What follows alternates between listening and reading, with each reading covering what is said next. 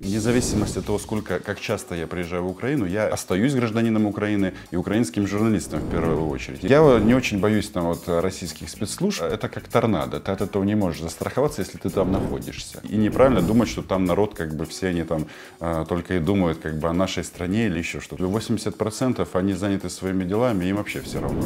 Неужели кто-то думает, что для нас есть какая-то разница, в каком юридическом статусе они отправляют своих органов в Украину? Когда началась эта история с видеоблогом, мне хотелось подчеркнуть, что это украинский видеоблог для украинской аудитории, скажем, может, не популярную вещь.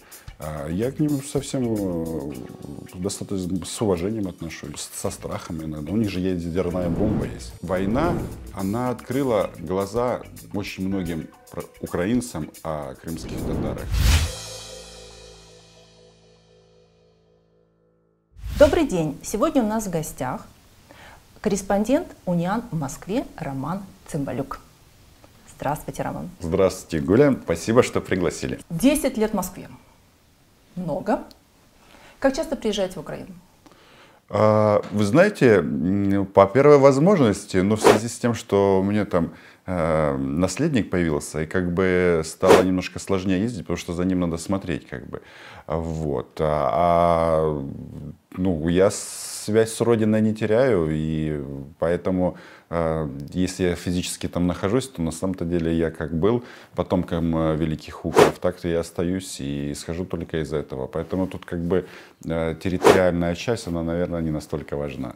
А вот когда вы пересекаете границу, когда вы на самолете, на поезде, это не важно, вы чувствуете к себе особенное отношение со стороны пограничников Российской Федерации? Вы знаете, они как-то странно работают. Они иногда мой паспорт по 10 минут изучают, а иногда эта процедура занимает 30 секунд. И от чего это зависит? От личности какой-то, от ответственности человека или от чего-то другого, я не знаю. Поэтому я стараюсь по этому поводу вообще не заморачиваться.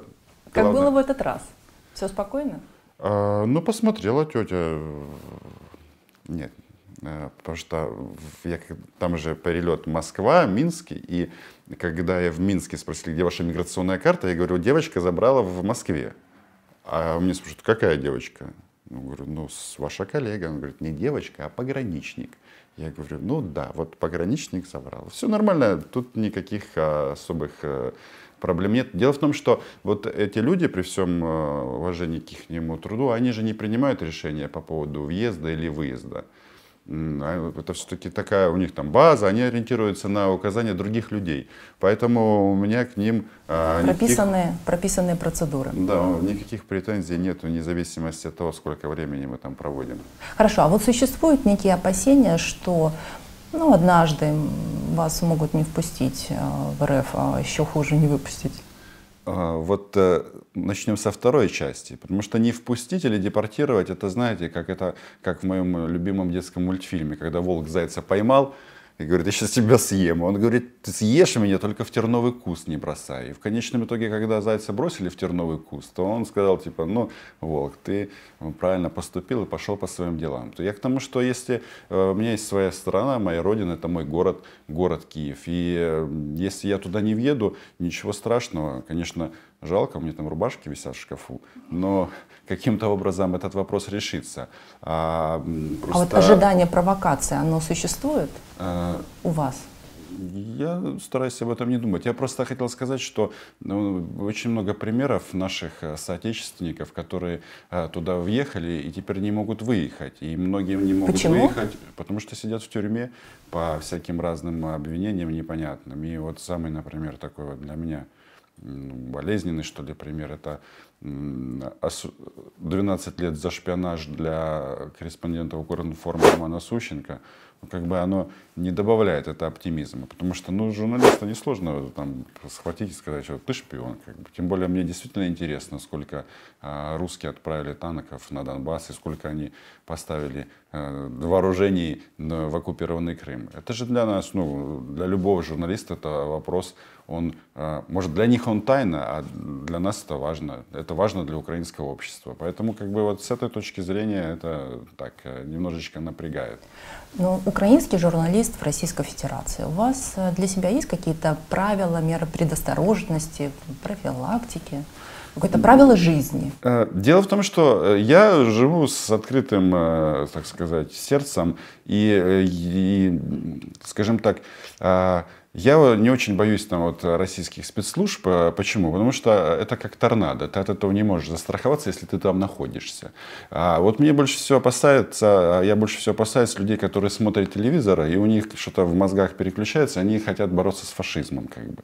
Вот. И я ж несколько раз сталкивался, особенно в 2014-2015 году, когда народ, ну, примерно картина так. Типа, потом, конечно, поумнели, сняли эти ветрозащиты, но примерно так. Ты смотришь, ты общаешься с человеком. Потом кто-то говорит: о, так это же украинский телеканал. Потом кто-то говорит: так это же 1+1. Так это же потом, так это же акционер Коломойский. А это же фашисты, это же нацисты. Я смотрю, и вот при Это вы все слышите на улице? Нет, или вокруг? нет, вот мы записываем интервью, допустим, это было в частности в 2015 году на мероприятии, такое называлось «Антимайдан». Согнали этих студентов, там 100 тысяч со всего ближайших областей. Ну, может, не 100, я цифру не помню, ну, очень много народа.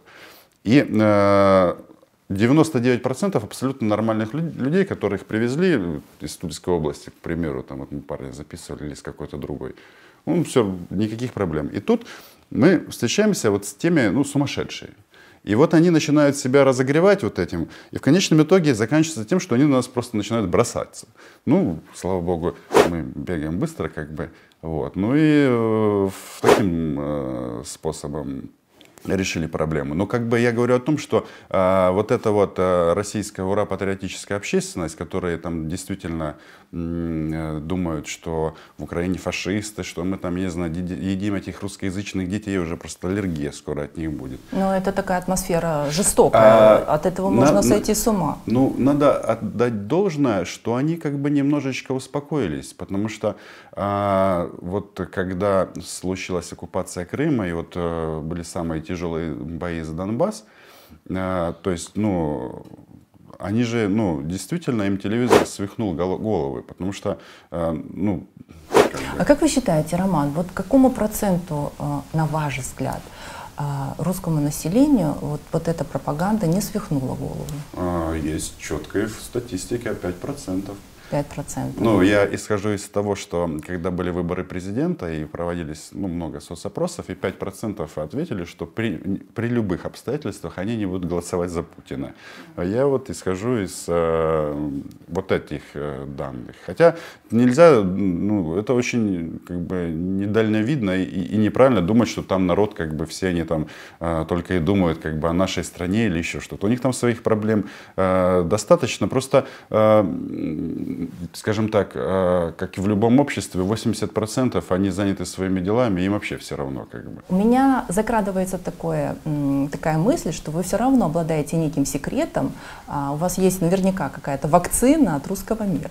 Раньше, когда это все началось, ну, скажем так, война, я использовал такой способ, приезжал в Киев, набирал воды Днепровской, как бы, и в случае чего просто себя побрызгивал. Святая вода. Да, а сейчас, как бы, мне уже это не надо. Я просто понял, что у меня выработался иммунитет. Вне зависимости от того, как часто я приезжаю в Украину, я остаюсь гражданином Украины и украинским журналистом в первую очередь. И когда ты смотришь на все события, которые там происходят с высоты Киевских холмов, это очень осветляет голову. Еще до войны, до нападения Российской Федерации на Украину, ну и даже после этого времени, некоторое время мы наблюдали, что у вас с вами работали ваши коллеги, я имею в виду другие корреспонденты с других известных каналов Украины.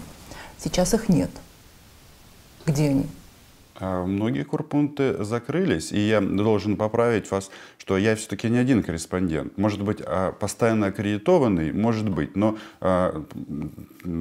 съемочная группа ТРК Украины работает постоянно, хоть там группы съемочные меняются, но просто важно, чтобы люди знали, что есть и другие наши журналисты, которые делают точно такую же работу, а может быть и лучше. А по поводу других корпунктов, они закрылись, допустим... А почему они закрылись? Ну, я вам приведу две истории. Например, корреспондентом 1+1 в Москве была Маргарита Сытник.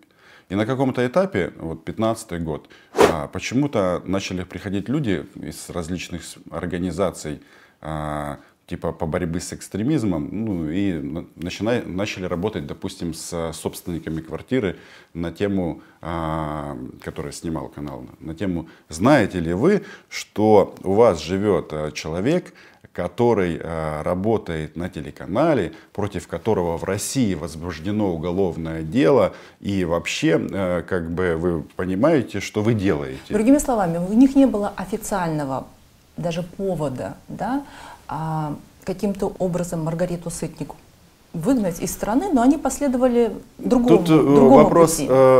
Это ж работа через население. Это 15-й год. Просто когда эта вся история закрутилась, ну, менеджмент принял решение, что а зачем нам это? То есть это не настолько как бы важно было оставлять. Просто у нас было двое в медиахолдинге. То есть Рита уехала, а я остался. И, ну, фактически вместо нее снимаю в том числе на 1+1.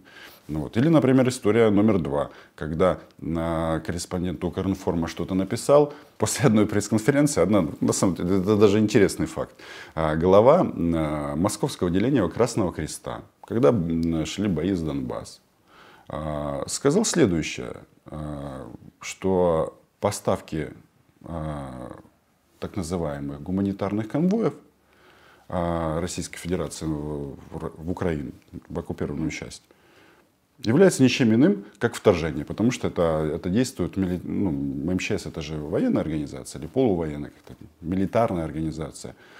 И корреспондент это написал. И, соответственно, у нас в Украине был большой резонанс по этому поводу, когда в России заявляют о том, что эти гум-конвои, что они там возят, непонятно, является вторжением. В конечном итоге на этого дядю наехали, очевидно, очень сильно. И он там начал всем грозить судом и уголовной ответственностью, и в том числе там, как бы, тем, что человек могли там посадить или еще что-то.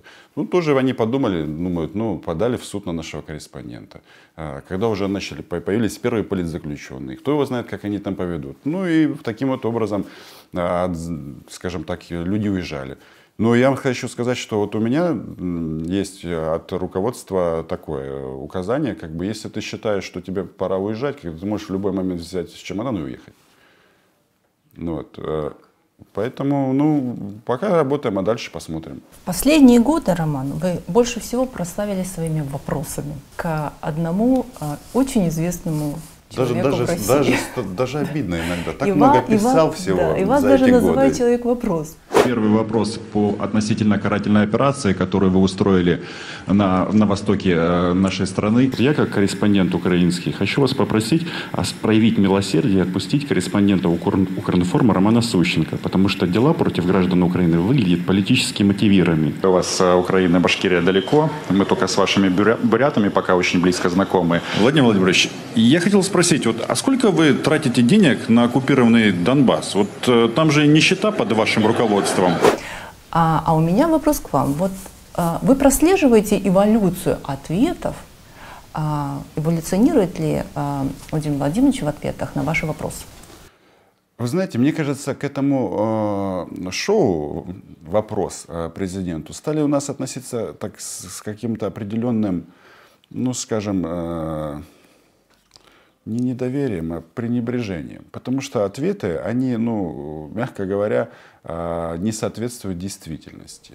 Что хочу, на то и отвечаю. Нет, я имею в виду, вот если вот, давайте вспомним себя, 14-15 год, мне кажется, граждане Украины, они надеялись или считали, что можно сказать, ребята, у нас там, я не знаю, общая история, да все что угодно, как бы. Вы же нас так много лет и столетий называли какими-то там братьями. Да, они сейчас называют. Что вы делаете? Может быть, может вы чего-то не знаете, может, вы не понимаете, что вы убиваете граждан соседней страны.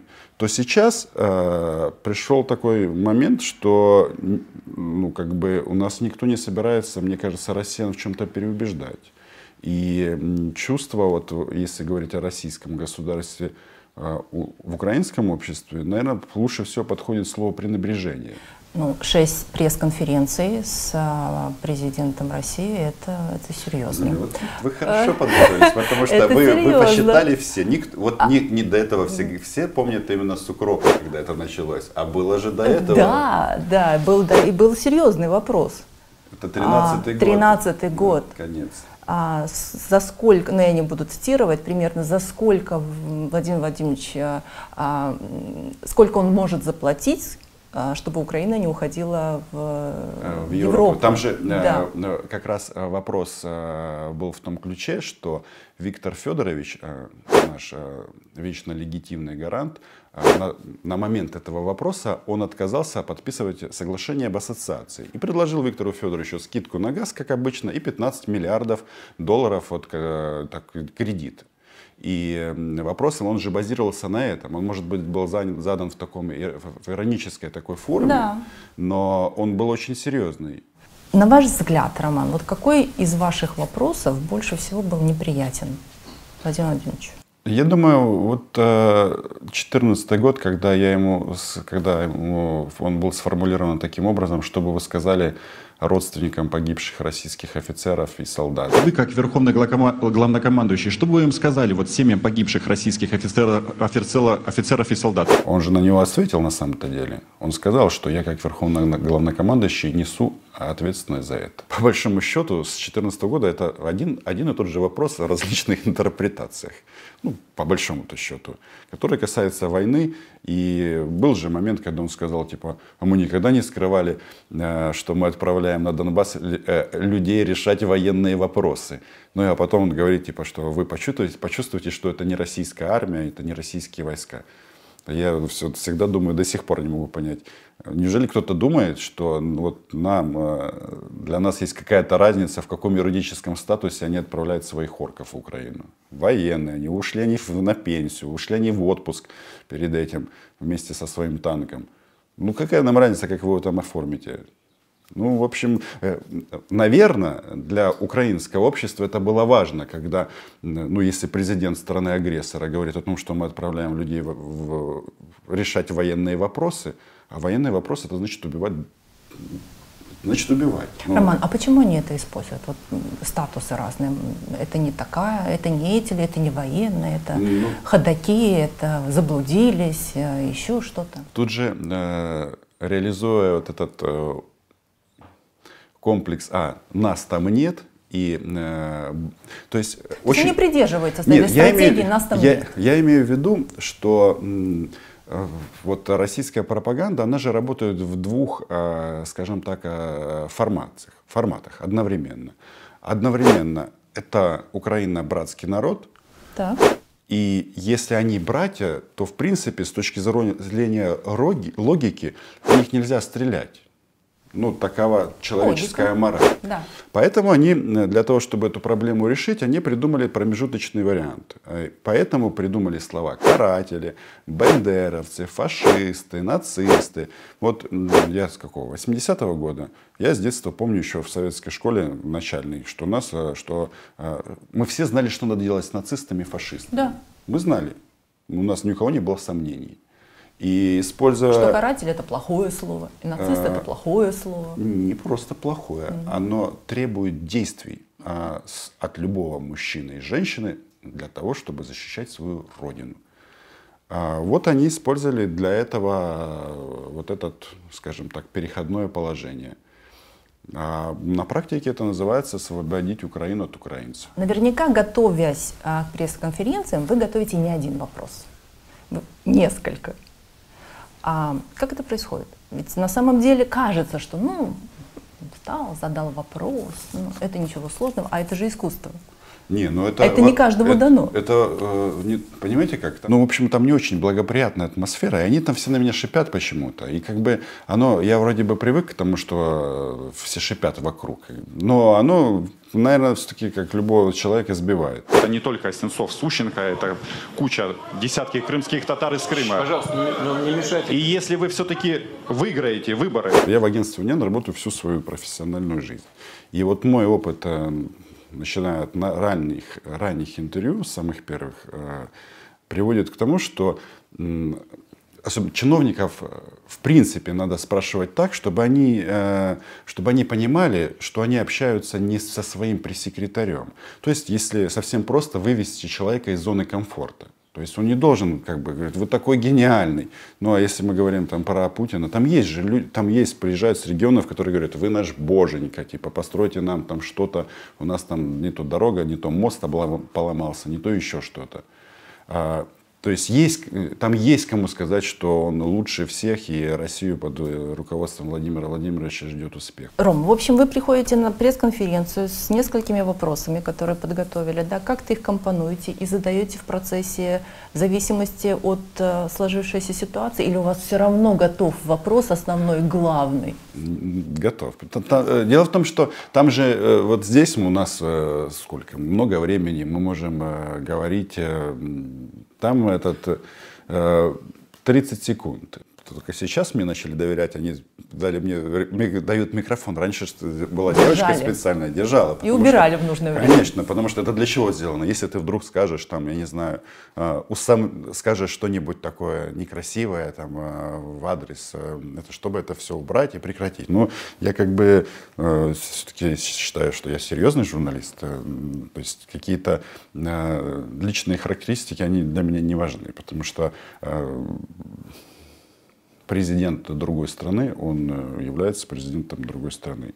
И даже если же, может, не популярную вещь, я к ним совсем достаточно с уважением отношусь, со страхом иногда. У них же ядерная бомба есть. Как бы. Да.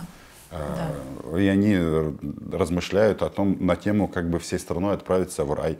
Ну, если люди в таком контексте думают, как бы, ну, обладая ядерной бомбой, ну, они заслужат уважения в какой-то степени. Вопросы на 7-ю пресс-конференцию уже готовы? Ой, я так далеко не планирую. Как бы. У меня тут, если по российскому направлению уровень планирования заехать туда, а дальше будет видно, потому что вот пару дней назад УНИАН заблокировали в Российской Федерации. Как они теперь... Почему? Ну, может, что-то им не понравилось. Но у них же там... Они не объясняют. С точки зрения цензуры все очень четко. Как бы есть ведомство, которое любой интернет-сайт, кстати, АТР, он уже заблокирован в России. Да. Так, на секундочку. И вот мы, кстати, да, теперь стали коллегами в этом плане. И я просто не знаю, как они... То есть, с одной стороны, наш сайт, получается, запрещенный, а с другой стороны, у меня есть эта МИДовская карта, как оно... повлияет это одно на другое, не повлияет. Я не знаю. Вот сейчас поеду, посмотрим. А с вопросами... Ну, слушайте, за этот год многое изменится и у нас, как бы, ну и у них тоже. Роман, вы уже сами упомянули об толстовке «Укроп», которую вы надели на путинскую пресс-конференцию в 2014 году. Она была такая яркая. Интересно, какова судьба ее сейчас? Она очень интересная. Во-первых, я ее купил на Андреевском спуске здесь, в Киеве, у своего одноклассника. И ему было очень приятно, что она так потом прославилась. А потом я ее продал на аукционе, причем дважды, как настоящий потомок великих укров. Но что самое интересное, когда крымско-татарский канал АТР был вынужден бежать из оккупированного Крыма, и был период, скажем так, материальных сложностей, то многие люди решили сделать такой вот Facebook аукцион, продать что-нибудь такое в пользу телеканала АТР. И у меня на тот момент, наверное, и до сих пор такого ничего ценного нету. И я ее продал первый раз за $300, купил парень из Дальнего Востока. И потом он мне сказал, типа, перевел деньги, а потом сказал, в связи с тем, что я ее собственник, и я имею право ей распоряжаться, моя воля такова, что ты ее должен выставить на аукцион снова. И второй раз я ее продал за $306. Купила этот свитшот Татьяна Пашина, которая на то время работала в какой-то компании в Москве, но потом выяснилось, что она киевлянка, и сейчас она живет в Киеве, и укроп вернулся на родную грядку. Недавно спрашивал у нее, она говорит, что все в целостности, иногда даже Новый год встречала в нем, только не этот, а предыдущий.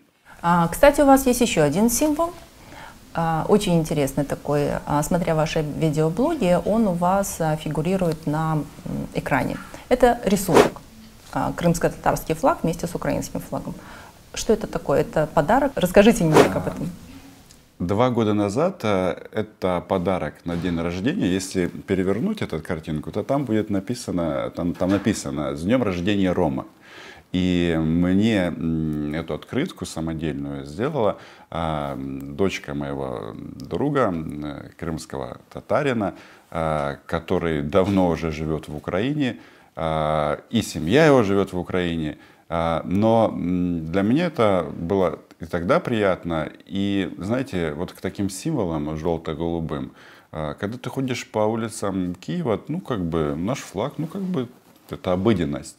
А там к этому относишься немножко по-другому. И когда началась эта история с видеоблогом, мне как-то хотелось подчеркнуть, что это украинский видеоблог для украинской аудитории в первую очередь, что это взгляд как раз со стороны киевских холмов на ситуацию. Были различные варианты, различные плакаты, флажки, флаги украинские. Но в конечном итоге я пришел к выводу и ограничился вот этой открыткой. И, то есть она уже много со мной и поездила, как бы, и я ее очень, очень дорожу ей. Вы журналист. Но за время работы в России вы, для меня лично, для многих украинцев, стали политическим экспертом по Российской Федерации. Вот как вы считаете, на ваш взгляд, может быть, вы имеете какой-то план, какой-то алгоритм, какие-то принципы действия? Вот что должна противопоставить Украина вот этому беспощадному, откровенно лживому, но реально сильному врагу, как Российская Федерация? А формула, она проста, как двери в мой московский подъезд. С ними договориться не удастся. И все, кто в нашей стране говорит о каком-то возможном компромиссе, они на самом-то деле, они знают, возможно знают это, но они обманывают граждан Украины, ожидания, которые хотят, чтобы закончилась война, чтобы наступил мир, чтобы перестали гибнуть люди. На сегодняшний день они хотят следующего, чтобы представитель Украины, украинская элита приехала в Москву и извинилась. Именно извинилась, как это так, чтобы признала их, не знаю, верховенство.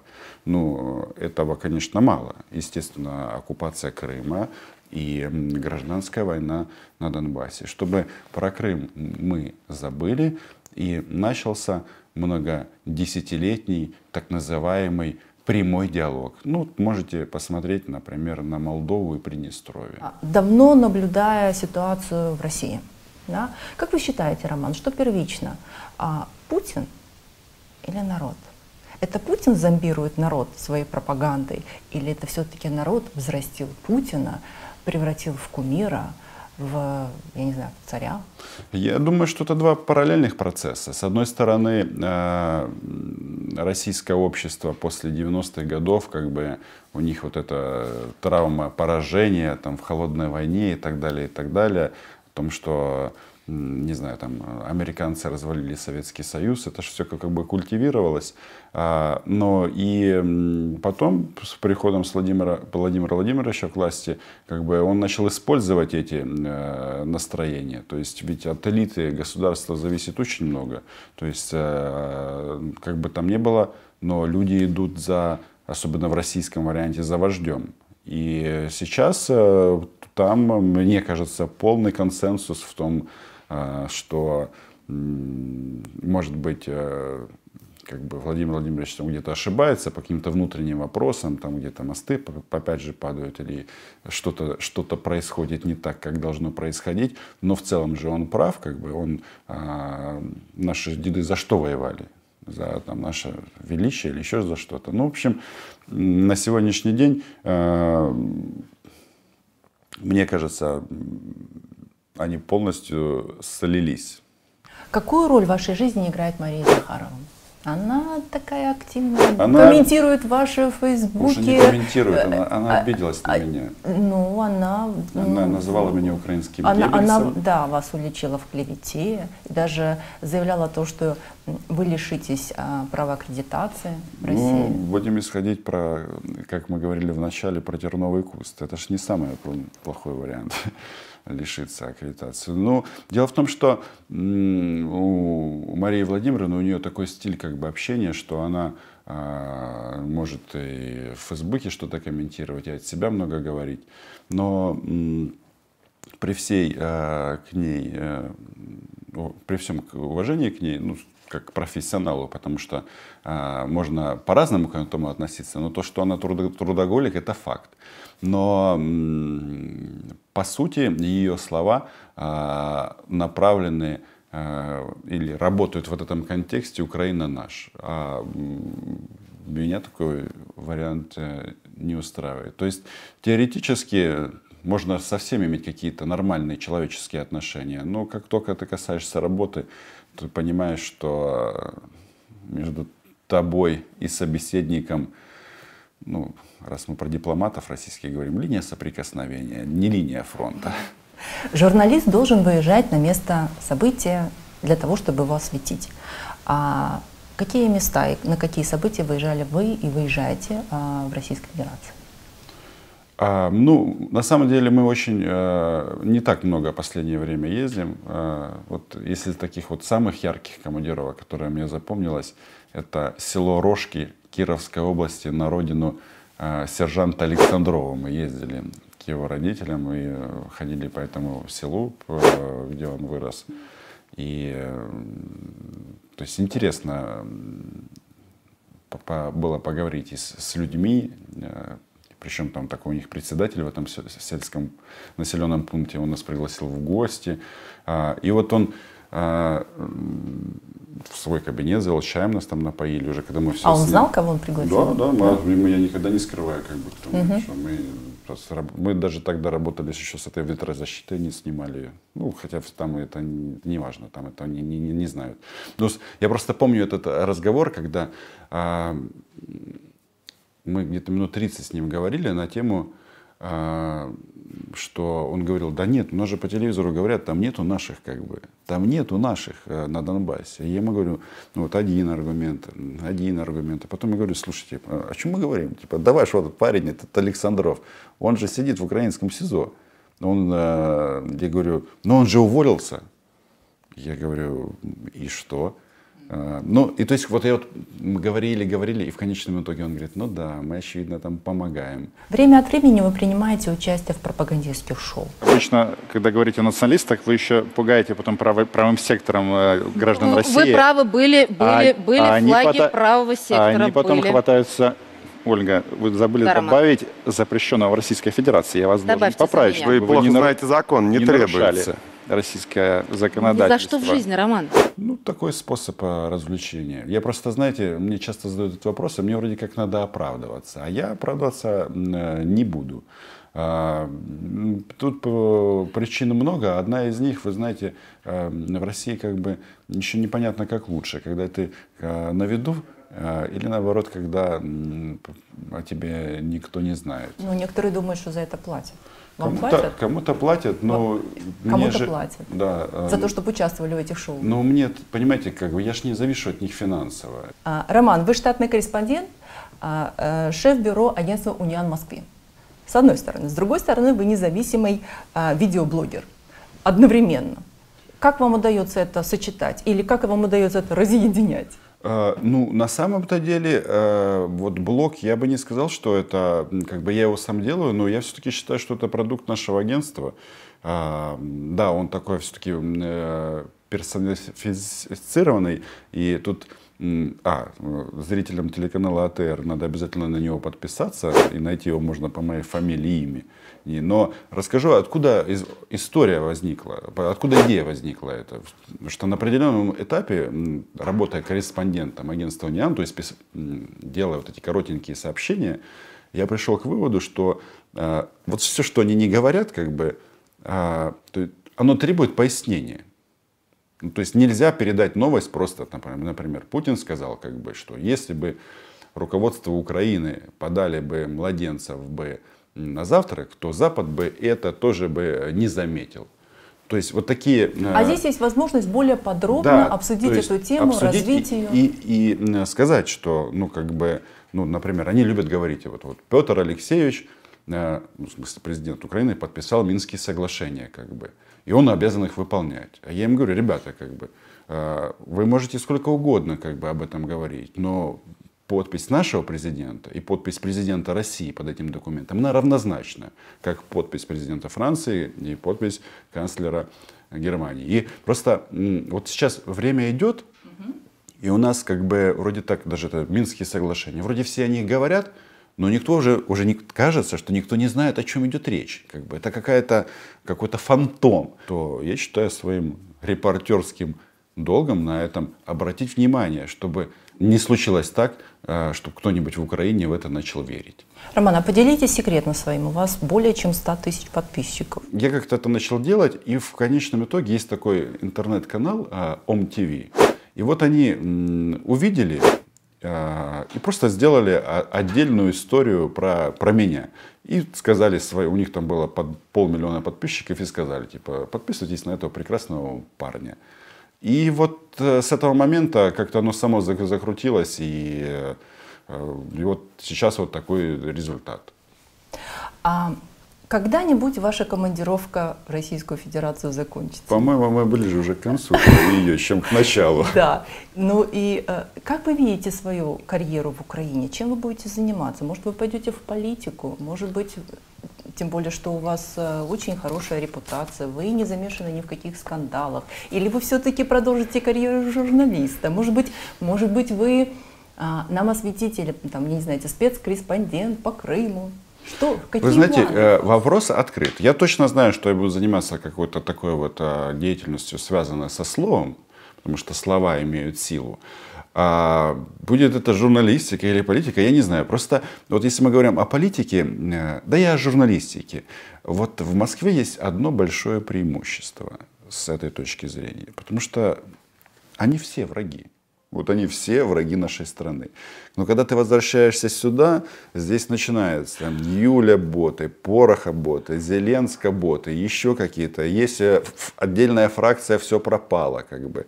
Вот это вот постоянная борьба с зрадой и перемога. И вот эти миллионы оттенков, как бы. И вот в этом, как бы, я иногда приезжаю, я просто не теряюсь от того, что, ну, знаете как, вот для меня, вот с точки зрения украинского государства, сейчас, это первичный вопрос, это безопасность. Потому что, ну, как бы, не будет страны, не будет шансов ее реформировать даже нашим детям. А возвращаясь к нашему разговору перед, ну, они хотят, чтобы ее не было. И когда вот кто-то говорит о том, что мы там договоримся, ребята, ну давайте проанализируем нашу историю взаимоотношений с Россией, ну за последние, я не знаю, давайте 350 лет. Я что-то не припомню ни одного случая удачной договоренности. Обычно все заканчивалось очень печально. Да. Вы совершенно правы. Мы вот, завершая нашу беседу, я бы хотела сказать вот что. Вы знаете, что телеканал АТР смотрят патриоты Украины, крымско-татарский народ. Вы практически на прямой связи сейчас. Вы можете к ним обратиться, если вам есть что сказать. А вам наверняка есть что сказать. Я думаю, что надо верить в первую очередь в себя, никогда не сдаваться и исходить из того, что рано или поздно Крым станет свободным и вернется в состав Украины и сможет, и крымско-татарский народ займет свое законное место в системе нашего государства. Ведь война, она открыла глаза очень многим украинцам о крымских татарах. Мы же не знали, вот, ну, я вот по себе сужу, мы же ничего не знали о крымских татарах. И для меня, вот скажем так, ну что ли, точка невозврата восприятия ситуации была, когда русские оккупанты окружили украинские военные гарнизоны, а крымские татары, там, ты помнишь, еще тут большую кастрюлю с едой через забор передавали. Я этого не забуду никогда. И, конечно, в ситуации, в которой сейчас находятся крымские татары, она очень сложная. И главное не терять себя. Вот это, наверное, самый ключевой момент. И, от себя я добавлю: слава Украине! Героям слава!